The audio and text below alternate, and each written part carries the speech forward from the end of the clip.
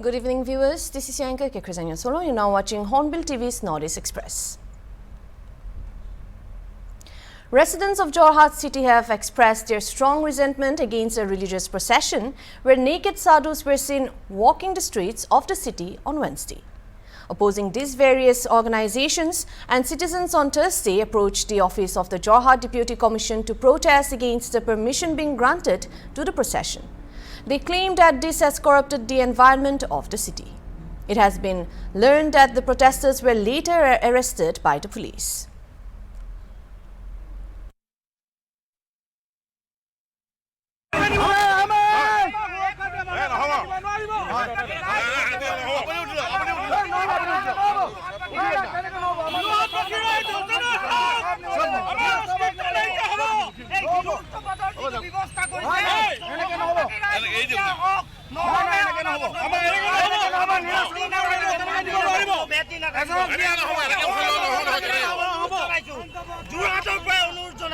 যোৰহাটৰ পৰা অসমৰ বিভিন্ন প্ৰান্তত যাব তেওঁলোকে উলংঘভাৱে ধৰ্মীয় সংস্কৃতিৰ নাম লৈ অপসংস্কৃতি বিয়পাব তেওঁলোকৰ ওপৰত চুকা দৃষ্টি ৰাখক ধন্যবাদ জয় আই অসম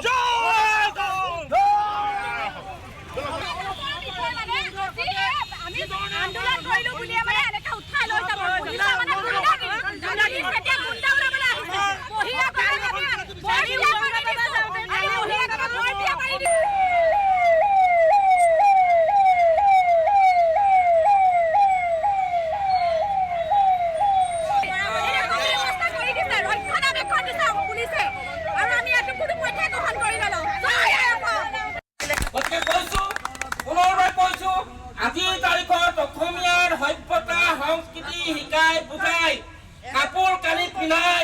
যোৰহাটৰ পৰা তেওঁলোকক আঁতৰাই পঠিয়াওক নতুবা সেই নাঙত পাবৰ লিংগ চেট কৰি ভোট দয় হয়তো কোনোবা অসমীয়া যুৱকে উঠুৱাই দিবলৈ বাধ্য হ'ব। যোৰহাটবাসী ৰাইজে সংস্কৃতিপ্ৰেমী ৰাইজ আৰু সংস্কৃতিপ্ৰেমী ৰাইজক ধৰ্মৰ নামত হিন্দুত্ববাদৰ নামত যিটো উলংঘভাৱে সম্পূৰ্ণ উলংঘভাৱে দুজন ব্যক্তিক যোৰহাট জিলা প্ৰশাসনে বেৰিকেড দি শোভাযাত্ৰা কৰোৱাৰ যিটো ব্যৱস্থা কৰিলে এইটো আসলতে প্ৰতিক্ৰিয়া নহয় আমাৰ স্বাভিমানত আঘাত যেতিয়া আমাৰ স্বাভিমানত যেতিয়া আঘাত হানিব তেতিয়া যোৰহাটবাসী ৰাইজ সচেতনবাসী ৰাইজে আমি কেতিয়াও শান্ত মনে বহি নাথাকোঁ কাৰণ যোৰহাটত নোহোৱা নোপোজা এটা ঘটনা যি সময়ত আমি সাংগঠনিকভাৱে বিভিন্ন সমাজত জড়িত হৈ যে বাৰে নহনীয়া সাংস্কৃতিক শোভাযাত্ৰা কৰিবৰ কাৰণে অনুমতিৰ কাৰণে যোৰহাট জিলা প্ৰশাসনত 10-12 দিনৰ তাঁতবাতি কৰিব লগা হয় তেনে ক্ষেত্ৰত এজন অচিনাক্ত দুজন ব্যক্তি হঠাৎ যোৰহাটলৈ আহি যোৰহাট জিলা প্ৰশাসনৰ তত্ত্বাৱধানত কেনেধৰণে যোৰহাটৰ মাজমজিয়াত ইতিহাস প্ৰকৃত যোৰহাটৰ মাজমজিয়াত সম্পূৰ্ণ উলংঘভাৱে শোভাযাত্ৰা কৰিবলৈ সুবিধা পালে এইটো হৈছে হিন্দুত্ববাদৰ নামত অপসংস্কৃতি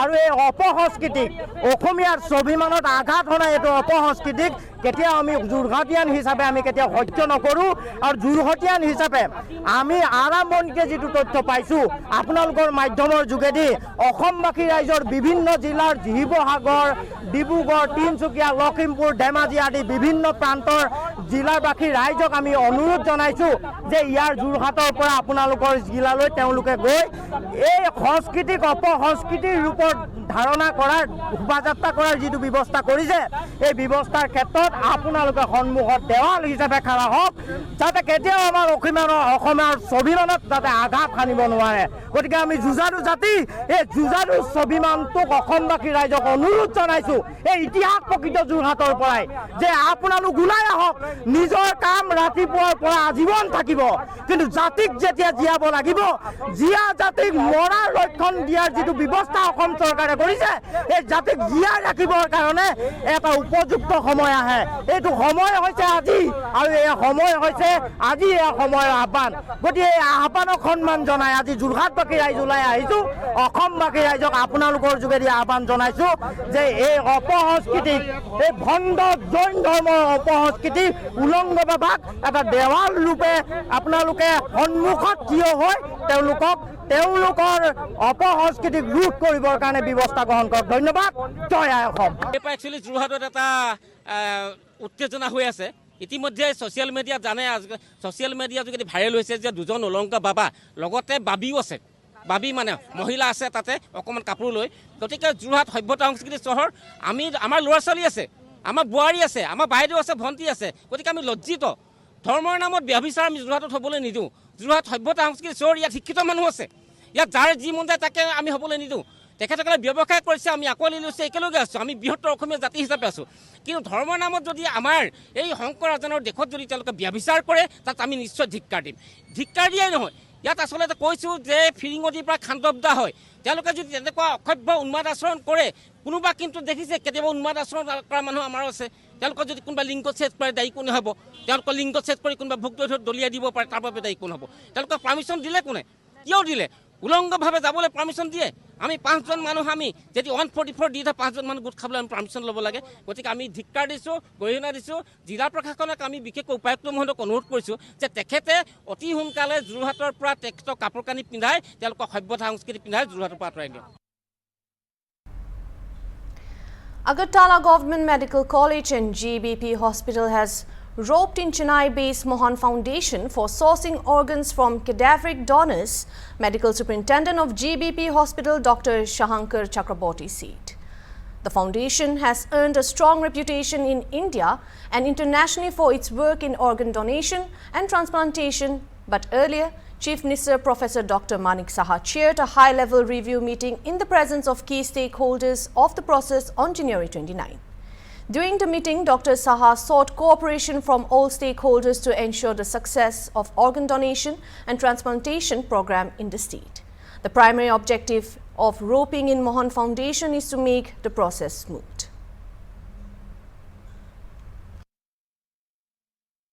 मैं एम्स दिल्ली ट्रॉमा सेंटर में प्रोफेसर ऑफ न्यूरो सर्जरी हूँ। मुझे बड़ी खुशी है और मैं धन्यवाद देता हूँ अगरतला मेडिकल कॉलेज का और जितने भी स्टेक होल्डर्स ने यहाँ पे हमें इनवाइट करा हमारे अपने अनुभवों को साझा करने के लिए।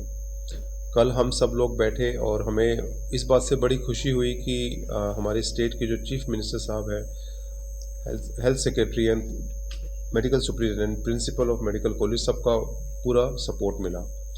यहाँ पे आके हमने सिर्फ ये बताया कि क्या क्या आपको गाइडलाइंस का फॉलो करना पड़ेगा, आपको स्टाफिंग कैसे करना है, कैसे ब्रेन डेथ की कमिटी बनाई जानी है आपको, और कैसे একটা জিনিস আপনাদের অবগত করার জন্য এবং আপনাদের মাধ্যমে সমগ্র ত্রিপুরাবাসীকে জানানোর জন্য এখানে এসেছি।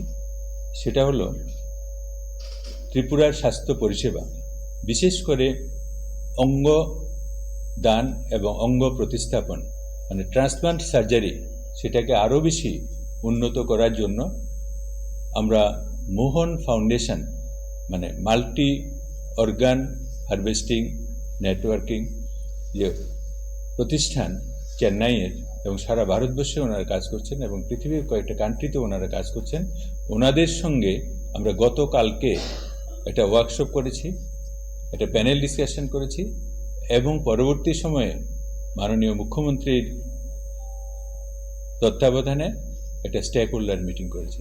সেটা আমাদের অর্গান ডোনেশনের গুরুত্ব কতখানি আমাদের জীবনে এবং আমরা কী কী করতে চাই সেটাও আপনারা শুনেছেন এবং আমরা মোহন ফাউন্ডেশনকে ধন্যবাদ দেবো আমাদের সাথে হাত মেলানোর জন্য এবং আশা করি ওনাদের সহযোগিতায় আমরা বিভিন্ন ধরনের অঙ্গ সংস্থাপনের যে প্রক্রিয়াগুলো আমরা শুরু করতে পারবো এবং খুব শীঘ্রই আশা করি ত্রিপুরা এই ব্যাপারে স্বয়ংসম্পূর্ণ হবে।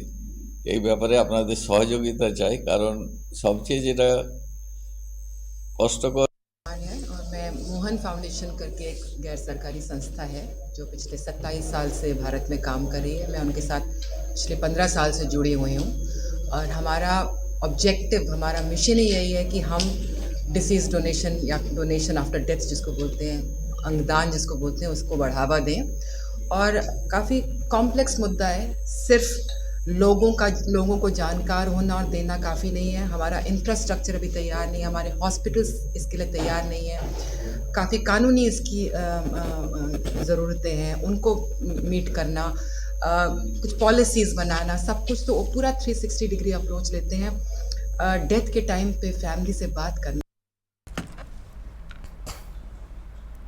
Heading on to the next news. Manipur police arrested 2 active cadres of an organization named Volunteers Welfare Fund from Sangolband Tera area. They were identified as a 40-year-old Yumlembam Kalen Singh and 30-year-old Huidrom Langambam Singh and were involved in extortion of money in Imphal area. 2 mobile phones, 1 lock and key and 1 demand note were recovered from them, according to updates. Meanwhile, security forces during search operations at the foothills of Chairel Kunu Hill under Wango PS in Kakching district recovered huge cache of arms and ammunitions.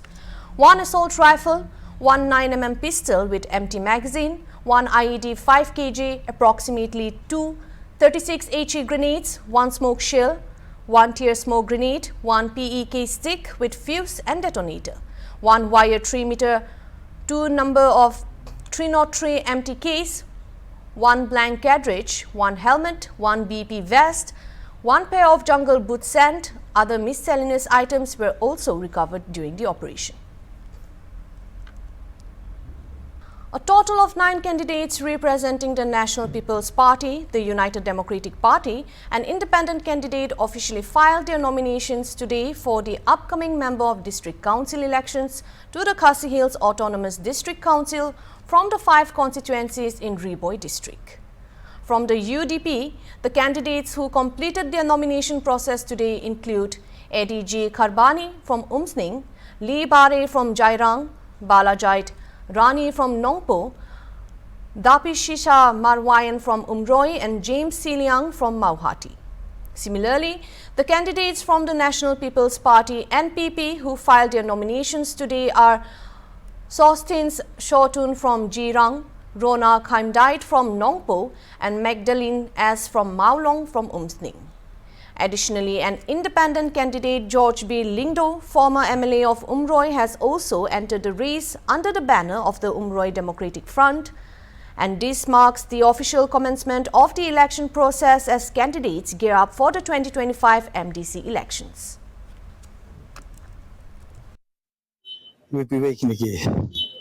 Media oh kejikarmen kejunga kali latikna hingin wan biak saisian kini kenti bomta marba kipat ba higi bakwa ikene ka yang saisian bangan mi biang namar balai kejinga mi biang junga saisian kadau kolong ba hakini kitem kibalai kipat ba bun kimat ikijinge la kide hakinu kinu kibanta lagi kam caka puta lagi de hakinu kinu kiliang re bun nakaliang gabai de kini ki blalit kini ki andisi blalit kim sem nadon kanu kacing bakli namta kipat ba Markapaaro kadi kaway kajing mi biang kajunga kalong nakabenta ka safety jong ipat ba hi hamtam jong kabri mi trip gi brahoy habi de bat kini ki khandau siap habi de bagarti ka dusur ba habi de bakasing syar khadar namar ngilama ai ti por bengi nang long kum MDC aku beningkong ngapin pau kajik smomu ya ublai ai kenrat jadi lapla yang bangan koi hagani por kali ka first time jang ba yo when file the nomination but ke kata thong kajing angnut ku jonga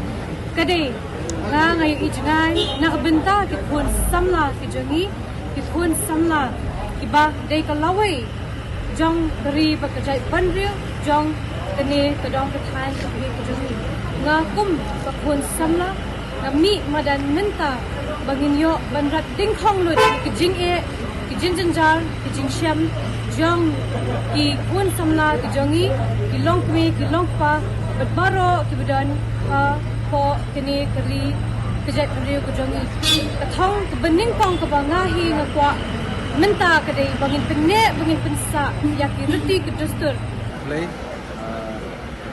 ko labu ini menta kesi pemilu aman tindak kam jam apa district council Riboy district atas dia apa play di orang ba lawan ni di lawan nak repair di senang nak jirang konsumsi dia kepada kong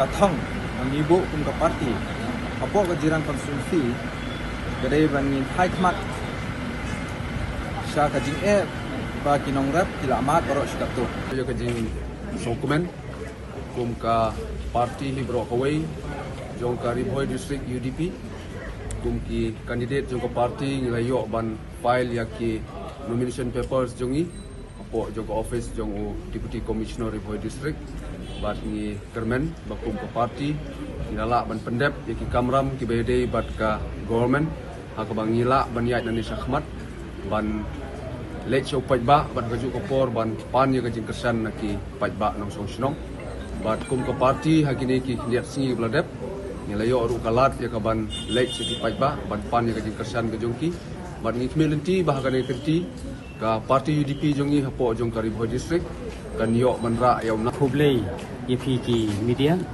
nangta kumjuru iki perlok projor ki parti hadu presiden hadu ki nongkit kam yung parti jong UDP hi joka di Bhoi district nangta kasni lawan ban file mission kani ka yung kani kaum sing conferencing ila ide ban file yung mission ti kita iki ba nangta resmi try ki ba kam jungi la de ban pendam la de nangta resmi ban pendam ke basa ke syong paksa ka kam jungi kumno bangini lur kumno bangini persang banten iya kita ki ke bagi kumkinong yalam kumki kita ki kandidat pengidon kampanye pan ki jingkasal ki paipa ki ke kamram ni minta ke bangi hapan tendep iki bagi de tendep lalu umnong syong yo sing konsumsi bet yang banjir kum tau MDC kini kam pembisu to kam ke ba ngidang mi menta meneh aga syakri paipa nila jungau na tapor skopor ka jing trai tu ye kot gino iki emlang salang sibun ki kam ni tengho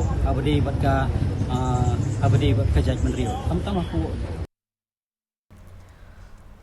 Health and Family Welfare Minister of Assam Ashok Singhal, who is on a 2-day trip to Barak Valley after holding a review meeting of Cachar district, expressed his displeasure at Joint Director Health Services of Cachar, Sibananda Roy, and the outburst occurred when a journalist reported that Civil Hospital Silchar, where he took his daughter for treatment, on Friday morning found 2 out of the 3 medicines are not available on the civil hospital premises. He warned of taking adequate steps if common people are harassed and have to buy medicines from outside.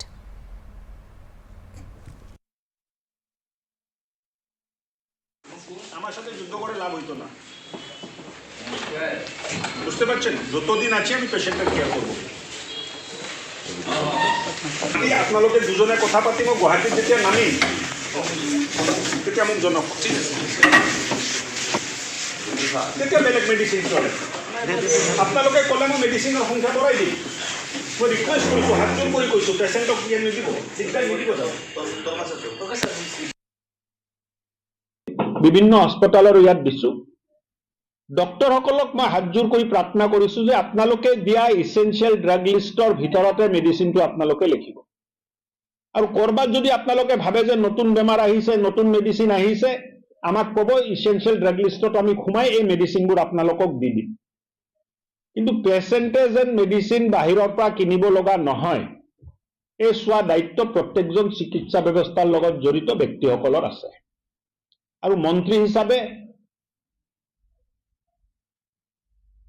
যদি মই ৰোগীক medicine দিব নোৱাৰো আৰু ৰোগীয়ে যদি medicine হস্পিটেলৰ বাহিৰৰ পৰা ল'ব লগা হয় তাৰ অৰ্থটো হ'ল মোৰ কৰ্তব্য পালনত মই ব্যৰ্থ হৈছো। Heading on to the next news, where many unemployed government teachers, aspirants in Tripura, who have cleared the selection test for the graduate teachers, took to the streets in Agartala on Friday, demanding the appointment of all who had sat for the STGT exams. Stating that there is a shortage of teachers in Tripura, the protesters claimed that the government was not recruiting teachers.